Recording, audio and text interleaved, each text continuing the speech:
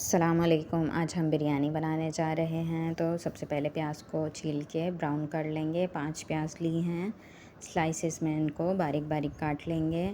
Chicken ले लेंगे। Chicken 1.5 kilo मैंने लिया है। इसको बड़ी बोटी रखेंगे, अच्छी तरह से धो लें। आलू लिए हैं मैंने, 3 पाव आलू हैं।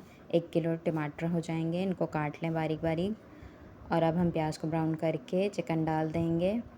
चिकन को 1 से 2 मिनट प्याज के साथ फ्राई कर लेंगे। अब लहसुन अदरक भी साथ ही डाल दें, टमाटर भी डाल दें, अच्छी तरह से अब इनको भून लेंगे। साथ ही आलू भी डाल दें। अब टमाटरों का पानी छोड़ दें तो अब हम मसाले डाल देंगे। तो मसाले में देख लेते हैं, कुटी हुई लाल मिर्च, धनिया, पिसी हुई लाल मिर्च, नमक, हल्दी, चिकन पाउडर, मिक्स में साबुत गरम मसाला और 1 पैकेट बिरयानी मसाले का।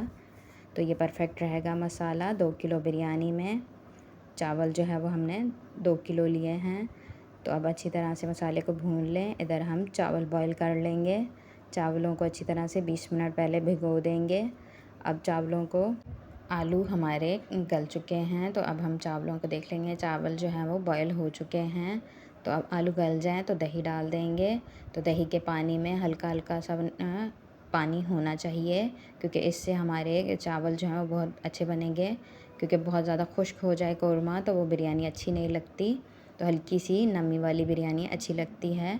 तो हल्का सा हमने रखना है इसके अंदर नमी, और हरा धनिया, हरी मिर्चें डाल के इसको दम दे देंगे।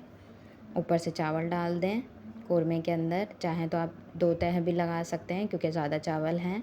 तो ऊपर से अब हम चावल डाल के ज़्यादा का कलर डाल देंगे।